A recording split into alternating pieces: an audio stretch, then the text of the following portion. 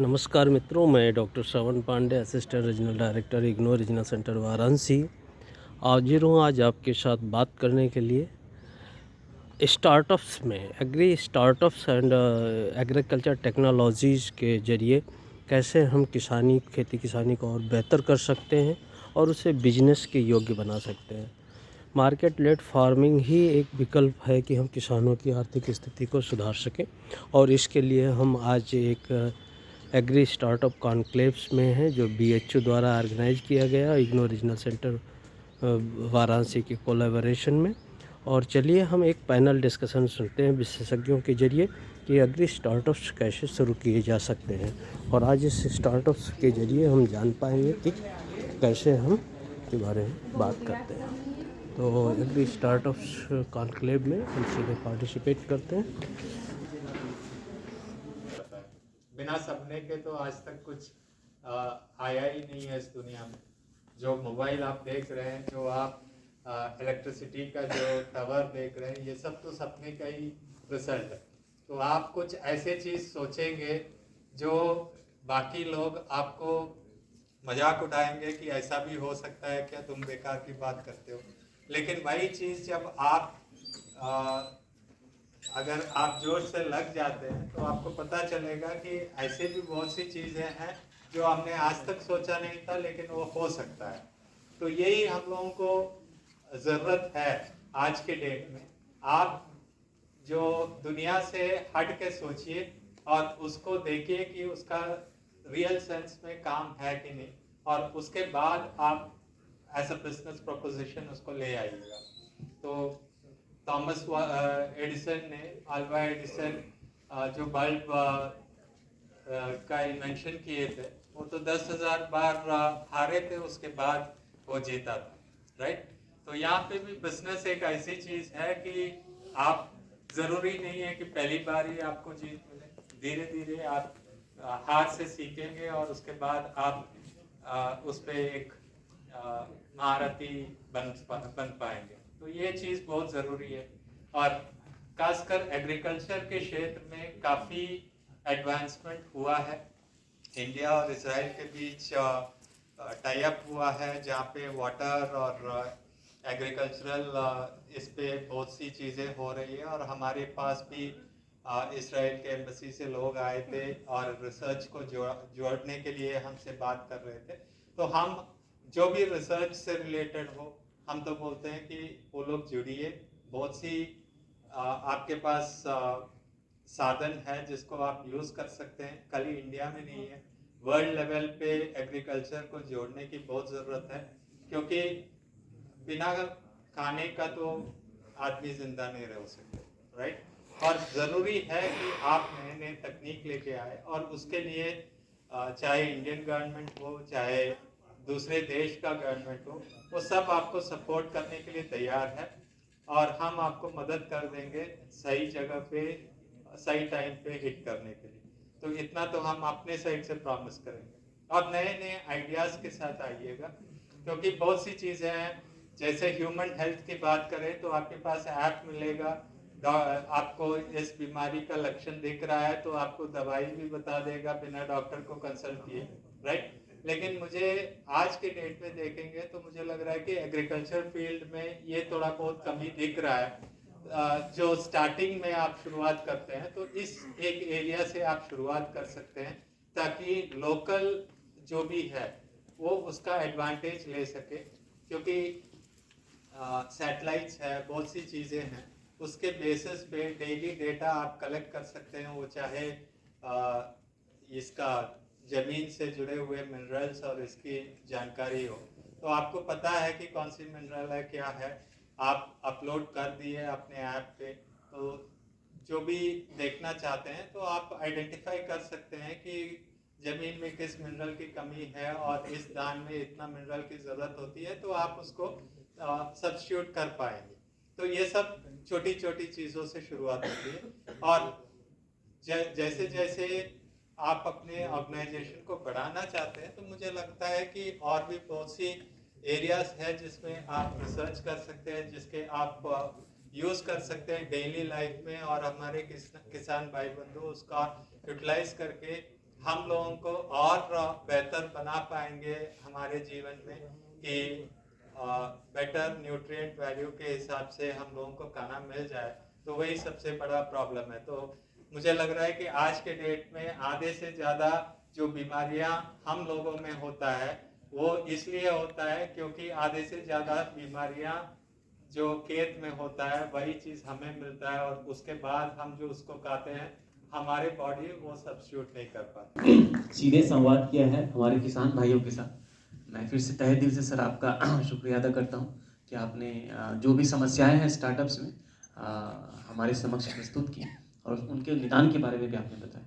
अब मैं निवेदन करता हूँ हमारे बीच जो खास मेहमान हैं, हमारे guest of honour professor S K Shukla sir जो कोऑर्डिनेटर हैं। सर आपसे निवेदन है कि आप भी सर हमारे किसान बंधुओं से 5 मिनट के लिए सर आप अपने अनुभव को सर साझा करें। मैं रिक्वेस्ट करता हूं सर। Thank you dear. हमारे काशी हिंदू विश्वविद्यालय के कृषि विज्ञान संस्थान के इस पावन प्रांगण में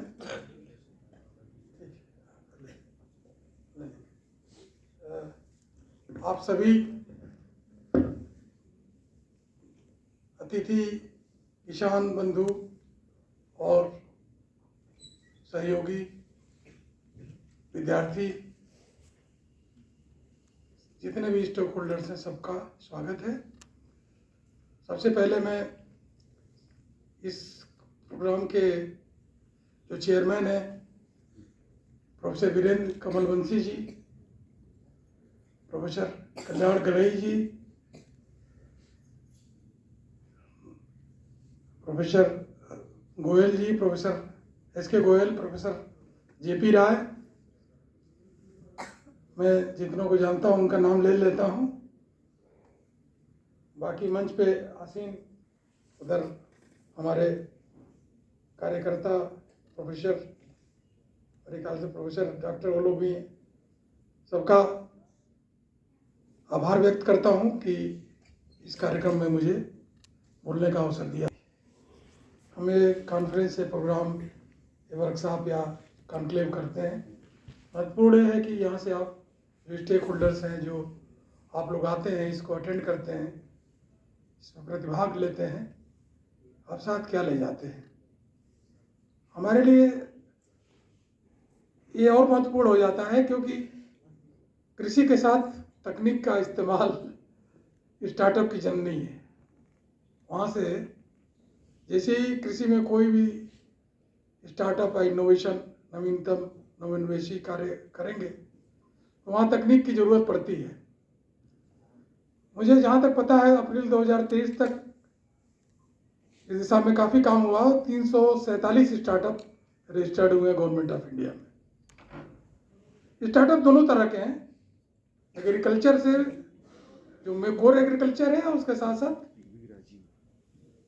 value chain and supply chain भी है।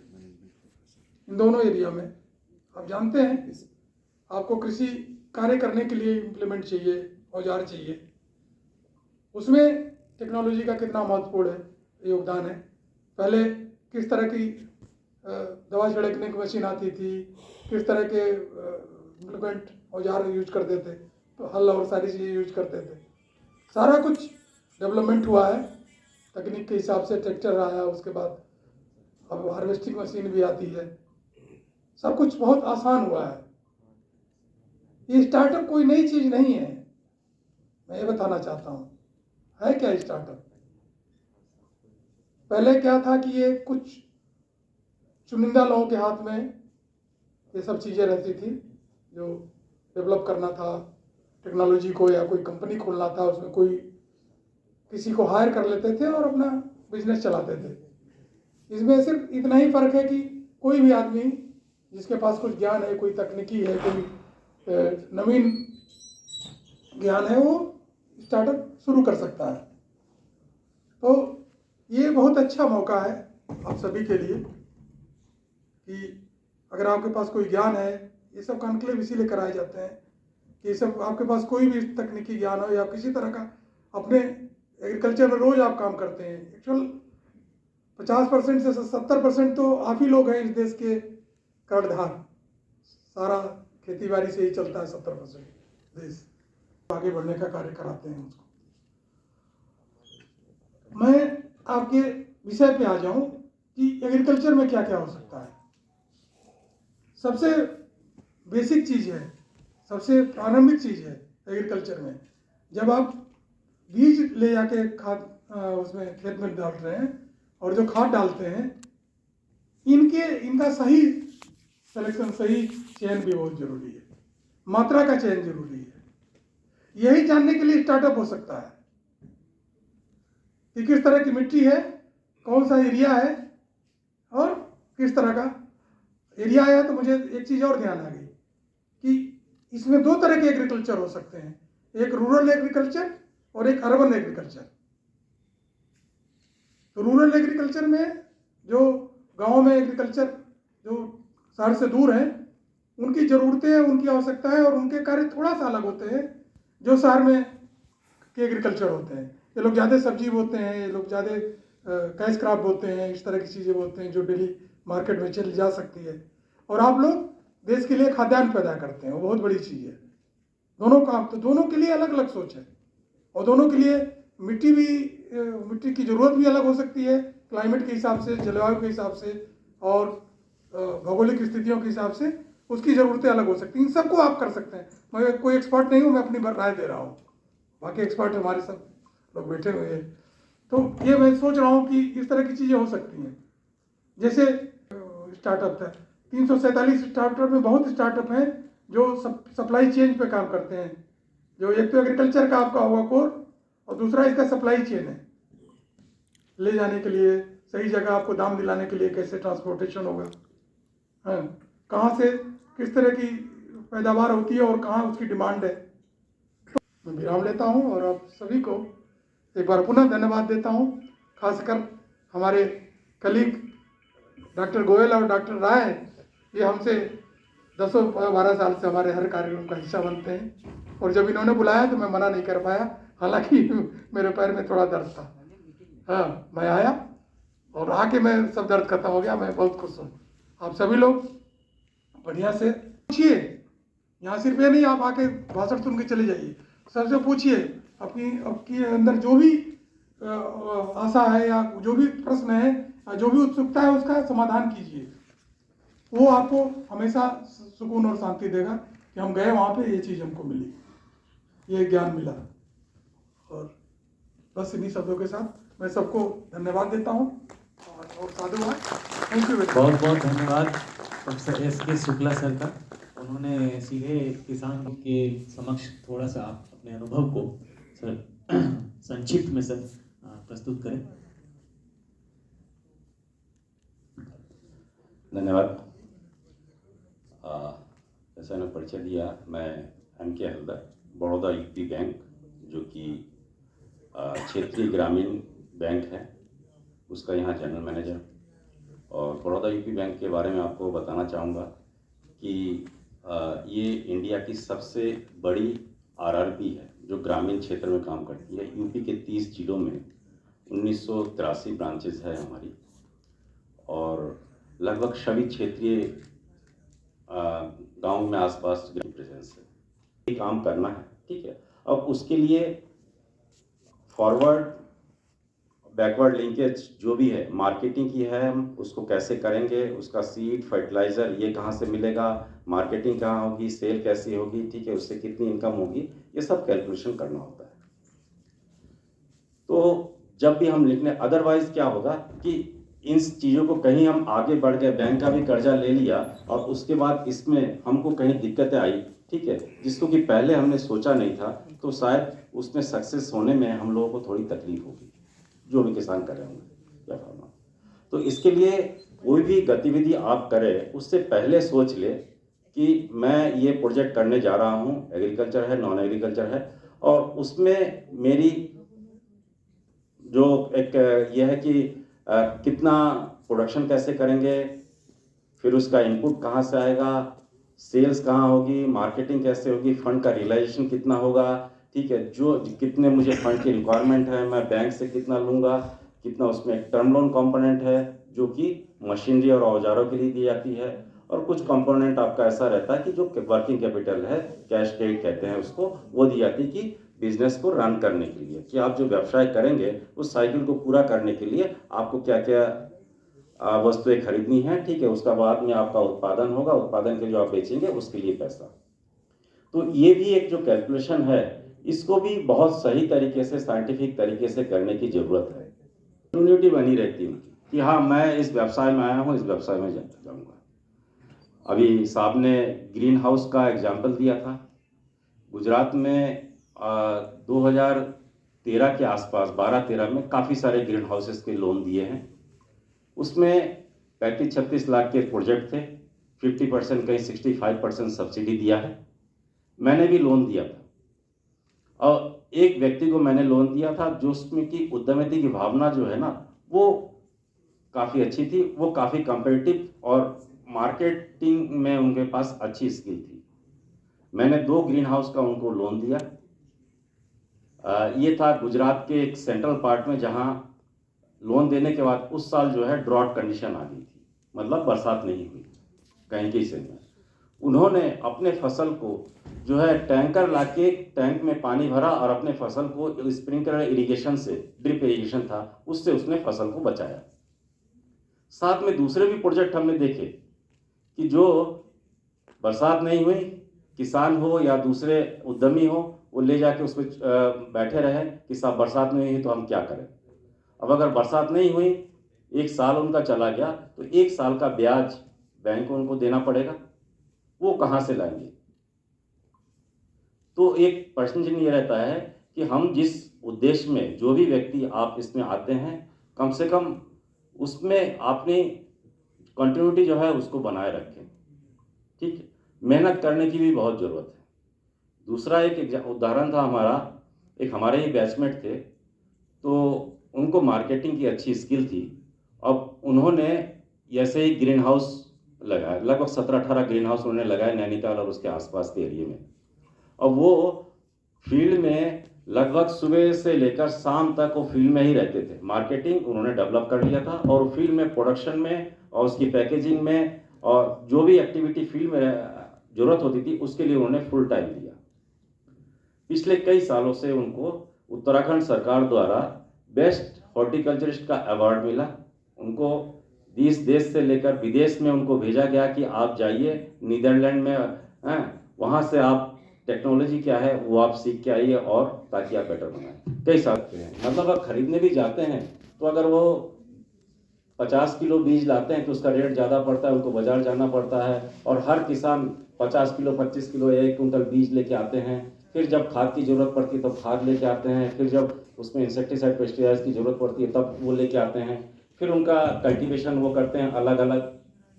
बाद में फिर जब बेचने के लिए जाते हैं तो कोई 20 कुंटल बेचने जाता है, कोई 10 कुंटल बेचने जाता है। जब बाजार में जाते हैं तो जाने का उनका ट्रांसपोर्टेशन खर्च लगता है, ठीक है। उसके बाद मंडियों में तरह तरह की क्रियाएं चलती है, उसमें उनको सही रेट नहीं मिल पाते हैं। तो इन सब चीज़ों को देखते हुए सरकार ने क्या क्या किया, फार्म प्रोड्यूसर ऑर्गेनाइजेशन बनाओ। जैसी कंपनी बनती है ऐसे ही आप कम से कम 300 किसान हो, वो किसान से जुड़े हो सकते हैं या दूसरी एक्टिविटी है, ये बना लो ऑर्गेनाइजेशन और उसका रजिस्ट्रेशन करवा लीजिए, ठीक है। जैसे आपका कंपनियों का रजिस्ट्रेशन होता है ऐसे उसकी रजिस्ट्रेशन होती है, आपके जो मेंबर होंगे उनका भी शेयर होगा उसमें, आपकी जो इनकम होगी ऑर्गेनाइजेशन का वो फिर इनकम जो है उसमें शेयर करनी होती है। तो इससे क्या फ़ायदा होता है कि किसान जब अब इनपुट खरीदे, बीज है, खाद है, इंसेक्टिसाइड पेस्टिसाइड, तो एक संयुक्त रूप से एफपीओ के थ्रू वो खरीद सकते हैं, क्रॉप प्रोडक्शन करे या जो भी एक्टिविटी हो वो करे। करने के बाद जब उसको सेल करेंगे तो अच्छे रेट में बेचने के लिए, ठीक है, जो एफपीओ उस ऑर्गेनाइजेशन है वो डायरेक्ट मार्केट में उनका वो लाइजन बनाए या मार्केट को सर्च करे कहाँ हम बेच सकते हैं, किस समय बेच सकते हैं, क्या रेट है। तो इसी से ही जो किसान जो है अपनी इनकम बढ़ा सकता है। साथ में इसमें जो के लिए हम बैंकर है, हम गांव में लगभग सभी रूरल एरिया में आपको हमारी ब्रांचेस मिलेगी। हम हर वो एक्टिविटी के लिए फाइनेंस करते हैं जिसकी कि किसानों को ज़रूरत होती है। ये देखिए क्योंकि मैं उधर बैठा था तो डॉक्टर अफजल का बहुत प्रेशर था कि ये T20 वाला मैच होगा आपका, क्योंकि बहुत संक्षिप्त होगा, ठीक है। तो जो तीनों विद्वान लोगों को आप लोगों ने सुना, मैं तीनों विद्वान लोगों का कुछ बातों से क्या हम लोग कर रहे हैं इधर, और कैसे ये उद्यमिता के साथ और इनोवेशंस के साथ कैसे जुड़ा हुआ है, और कैसे कुछ हम लोगों का आइडिया लेके कुछ लोगों ने स्टार्टअप शुरू किया है, उसका एक दो चीज पहलू आप लोगों के सामने मैं पेश करूंगा। पहला चीज ये है कि आप लोग देख पा रहे हैं इधर में एक स्लाइड इधर आप लोग को दिख रहा है कि भारत की मिट्टी असाधारण शक्ति से संपन्न है। ये पिछले बार अगर मैं कुछ देर पहले किसान बंधुओं के साथ ये साझा कर रहा था कि पिछले बार अगर आप हमारा माननीय प्रधानमंत्री जी का भाषण सुने होंगे, उनका भी उस भाषण में ये चीज था कि जब देश स्वाधीन होने के बाद जब बाकी सब लोग सोचे थे कि हम लोगों का मिट्टी का हाल बहुत खराब है, तो उस समय लोगों को पता नहीं था क्या इस मिट्टी में बहुत ऊर्जावान है, इसमें बहुत शक्ति है। नेक्स्ट मनोज। मगर ये मेरा बीएचयू में 17 साल हो गया, उसके पहले 4 साल सरकार में थे, तो मिट्टी को लेके काम करने का कुछ अनुभव है। तो हम लोगों ने ये जो एरिया आप देख रहे हैं, ये इस एरिया में बनारस सब पूरा ये पूर्वी उत्तर प्रदेश पूरा कवर कर रहा है। तो इसमें एक चीज हम लोगों ने जो देखा कि इस मिट्टी में पहला जो हम लोग बताते थे कि इस मिट्टी का बहुत जान है, इस मिट्टी में बहुत शक्ति है, बहुत उर्वरता है, वो चीज अभी नहीं रहा। वो कोई भी एक प्रॉपर्टी ले लीजिए जो एक मतलब बहुत बढ़िया फसल फलाने के लिए बहुत जरूरत है, वो चीज अभी नहीं रहा। ये हम लोगों का पास बहुत सारा प्रोजेक्ट था, उस प्रोजेक्ट के तहत हम लोगों ने देखा कि इस मिट्टी का वो जान अभी नहीं रहा। तो मैं प्रोफेसर शुक्ला सर कुछ बोल रहे थे कि भाई, और इधर हलदर जी भी बैठे हैं, ये बैंक का आदमी है। तो बैंक में अगर आप जाएंगे, उधर एक होते हैं कि KYC, नो योर कस्टमर, ठीक है।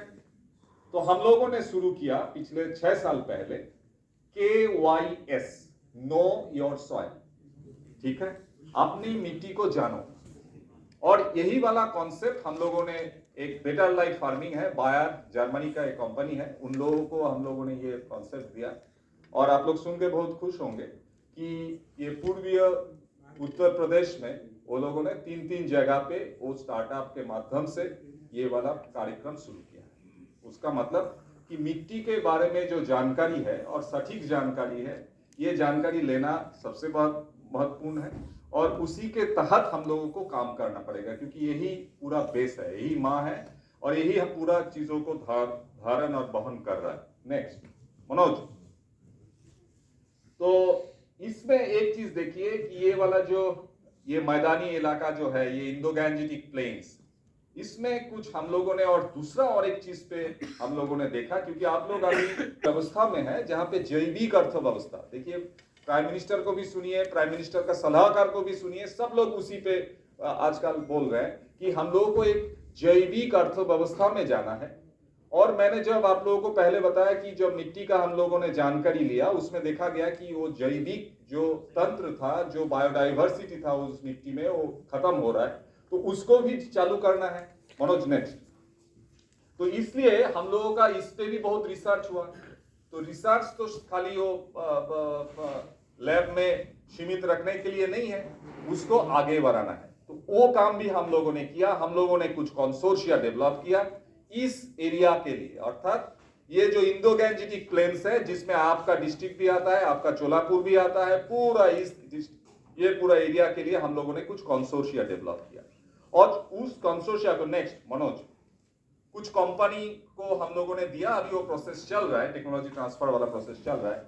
देखिए ये जो प्रोसेस है, आप लोग धान का खेती के बारे में बोल रहे थे, देखिए पूरा जो चीज 1 2 3 4 5 6 7 करके पूरा चीज इसमें आपके सामने रखा हुआ है। ये मैं महिलाओं के लिए ये स्लाइड्स लाया हूं। देखिए ये हम लोगों ने कोशिश किया, क्योंकि इधर पॉसिबल नहीं हुआ। हम लोगों ने वर्ल्ड फूड एजेंसी एक है, और वर्ल्ड फूड प्रोग्राम के तहत पश्चिम बंगाल में कुछ इलाका में ये बीएचयू के साथ एक प्रोजेक्ट चल रहा है, उसी के तहत उधर हम लोगों ने शुरू किया। उसी का कहानी आप लोगों को बताऊंगा।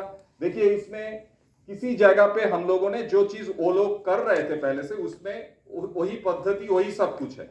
हम लोगों ने इसमें वो जहां पे वो देखिए बीज जो बिस्तला में दे रहा है, उसी में एक इंटरवेंशन किया। कौन सा इंटरवेंशन? पिछले स्लाइड में हमने दिखाया कि हम लोगों ने एक कंसोर्शिया डेवलप किया। हम लोगों ने वो कंसोर्शिया उन लोगों को उपलब्ध कराया मुफ्त में कि आप भाई वो जो बीज शोधन करेंगे उस कंसोर्शिया से थोड़ा बीज को शोधन कर लीजिए, उसके बाद उसको अप्लाई करिए। मनोज नेक्स्ट स्लाइड देखिए। इसमें ये लोग तो वो बीज संशोधन किया, उससे उसको मतलब जो बीजतल्ला बहुत बढ़िया से तैयार किया, और उस बीजतल्ला से अभी ये वाला जो है इधर वो भी पश्चिम बंगाल का एक बहुत ही ऐसा डिसएडवांटेज्ड डिस्ट्रिक्ट्स में हम लोगों ने शुरू किया, जहां पे अभी ये सीडलिंग फैक्ट्री ये बहुत बड़ा एक व्यवसाय का आकार बन गया। मतलब जो सीड बेड आप लोग जो तैयार करते हैं, क्योंकि ये सीड बेड तैयार करना और जो धान के लिए जो बिस्तल्ला तैयार किया जाता है, उस समय बहुत सारा परिस्थिति आता है कि अचानक कोई बारिश हो गया और उस समय बहुत खराब हो गया, तो उस कंडीशन में क्या किया जाए। तो उसके लिए हम लोगों ने उन लोगों को एक आइडिया दिया था, देखिए ट्रे के आधार पे, और ये सब महिलाएं हैं। इसमें पूरा जो प्रोग्राम जो था ये स्पेसिफिकली महिलाओं के द्वारा किया गया था, और ये अभी वर्ल्ड बैंक से भी बहुत रिसेंटली दिसंबर में लोग आके इसको परिदर्शन करके गए और इस मॉडल को देख के गए। बोलने का मतलब यही है, इसमें भी ये जो आइडिया था, अभी देखिए हम लोगों ने ये आइडिया उनको दे के आया था, अभी महिलाएं ने क्या किया वो वाला पिक्चर मैं आपको नेक्स्ट कोई कार्यक्रम में दिखाऊंगा कि उसमें वो लोगों ने ये आइडिया दिया कि भाई देखिए जब हम लोग इसमें सक्सेस हो गए तो हम लोग इसको वेजिटेबल में करते हैं। तो वेजिटेबल में जो बाजार में जो वेजिटेबल का जो भी सीडलिंग मिलता है ना, आप लोग खरीदते, सोर्शिया से ट्रीट करके वो मार्केट में अभी लेके आ गया है। उसके लिए जैसे हलदर साहब बोल रहे थे एफपीओ, बहुत सारा एफपीओ उधर बन गया है जिनका काम है कि वो सीडलिंग तैयार करना, और एक एक सीडलिंग का दाम भी लेते हैं और वो बहुत अच्छा, और उसमें मतलब आपका वो ऐसे जैसे कोई किसी का जन्म होने के बाद जैसे एक कार्ड बन जाता है, हम लोग उसको टीकाकरण कर देते हैं, इम्यूनाइजेशन कर देते हैं, उसी हिसाब से इस सीड और सीडलिंग को भी इम्यूनाइज करके आपको बेच रहा है। ये भी एक बहुत अच्छा जरिया आप लोग देखे। तो ये जो दो चीज आप लोगों ने देखा, तीसरा एक चीज और वही जो चीज लेके भी हम लोग अभी चल रहे हैं अभी, वो है कि आप लोगों को पता होगा कि खाद बाजार, कमल वंशी को मैंने बहुत बहुत कॉन्ग्रेचुलेशंस बोले कि भाई देखिए इतना आप लोगों में यही प्रमाण करते हैं कि जो कमिटमेंट आज सुबह सुबह देखा कि 9 साढ़े 9 बजे तक आप लोग सब चले आए थे, इससे ही प्रमाण होता है कि ये वाला जो प्रयास जो है प्रोफेसर कमल वंशी का, ये डेफिनेटली बहुत आगे तक जाएगा। बहुत बहुत धन्यवाद। बहुत बहुत धन्यवाद। बारे में बताया, टेक्नोलॉजी इनोवेशंस के बारे में बताया, और उन्होंने ये बताया कि कैसे हम एग्रीकल्चर सेक्टर में अलग अलग टेक्नोलॉजी को इंक्यूबेट कर सकते हैं और उनको हम पॉपुलराइज कर सकते हैं और हम अपने कृषि क्षेत्र को और अग्रणी बना सकते हैं, खासकर जो हमारा इस तरफ का जो भारतीय पठारी क्षेत्र है। उसके बाद प्रोफेसर शुक्ला सर जो कोऑर्डिनेटर हैं CST यूपी इंक्यूबेशन सेंटर के IIT BHU से सर का ताल्लुक है, और सर ने बताया कि टेक्नोलॉजी के क्षेत्र में हम कैसे आगे बढ़ सकते हैं और कृषि संबंधित जो भी टेक्नोलॉजी है उसको इंक्यूबेट करके, उसको पॉपुलराइज करके, और जो ज़मीनी हकीकत है और ज़मीनी समस्याएं हैं उसको हम लोग कैसे एड्रेस कर सकें और कैसे ऐसी टेक्नोलॉजी का इजाद कर सके जो हमारे किसान भाइयों के लिए फ़ायदेमंद हो। इसके ऊपर सर ने प्रकाश डाला। हमने हलदर साहब को भी सुना जिनका काफ़ी अनुभव है बैंकिंग के क्षेत्र में, क्योंकि हम सब जानते हैं कि बैंकिंग के बिना हम कोई भी योजना का अच्छी तरह से कार्यान्वयन नहीं कर सकते, और फाइनेंस एक बहुत ही इम्पोर्टेंट कड़ी होती है। तो सर ने भी बहुत सारे अच्छे प्रकाश डाले कि हम एग्रीकल्चर सेक्टर में कृषि उद्यम को और बढ़ावा देने के लिए किस तरह से हम लोन को फैसिलिटेट कर सकते हैं और किसानों की मदद कर सकते हैं। उसके बाद हमने अभी जस्ट प्रोफेसर अमिताभ रक्षी सर को सुना। आपने सर को सुबह भी सुना था, सर ने आपके कई सवालों के जवाब भी दिए और उन्होंने मृदा से संबंधित जो भी समस्याएं हैं उसके बारे में आपके सामने एक प्रस्तुतिकरण दिया, और एक बहुत अच्छा एक पैनल डिस्कशन रहा। और इसके बाद मैं क्लोजिंग करने से पहले मैं रिक्वेस्ट करूंगा डिपार्टमेंट ऑफ एक्सटेंशन एजुकेशन के हेड प्रोफेसर कल्याण गणेश सर के, तो सर एक बार आप आएं और एक बार क्लोजिंग रिमार्क करके, ताकि हम वैलिडिटी सेशन के लिए आगे बढ़ पाएं सर। धन्यवाद डॉक्टर साहब। हम लोग अभी जो पैनल डिस्कशन था उसको अभी ख़त्म करके फिर अभी ये जो प्रोग्राम समापन उत्सव अभी करेंगे। मध्य अतिथि लोग ऐसे ही बैठे रहेंगे, हम लोग फिर काम आगे बढ़ाएंगे। एक दो बात हम यहाँ कहना चाहते हैं। जो किसान हैं, कुछ लोग कह देते हैं जो खेती में अफजल साहब कह रहे थे सर BHU का ऐसा मंच है कोई माइक पकड़ने से छोड़ता नहीं, तो मुझे भी 1 मिनट दीजिए। तो कुछ किसान कह रहे थे जो खेती में फ़ायदा नहीं है, तो कुछ लोग ऐसे भी कहते हैं मुझे चॉइस दिया जाएगा मैं खेती छोड़ दूंगा। तो खेती छोड़ के एक बार आप लोग देखिए, एक बार खेती छोड़ के देखिए क्या हो रहा है। आप खेती नहीं छोड़ पाएंगे, क्योंकि हम हमेशा लाभ हानि के लिए खेती नहीं करते।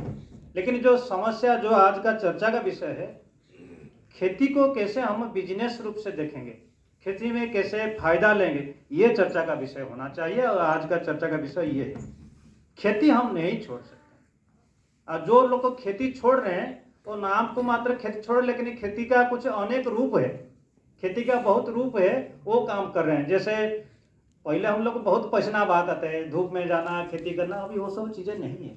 अभी ये अमिताभ रचित कह रहे थे हम लोग ये केमिस्ट्री के करें, अभी मॉलिक्यूल लेवल में खेती हो रहे है। अब किसान भाई जो समझ पा रहे हैं, अणु परमाणु जो हम कहते हैं ना, इलेक्ट्रॉन प्रोटॉन न्यूट्रॉन बचपन में पढ़ रहे थे, खेती को उसी लेवल में हम लेके चले गए।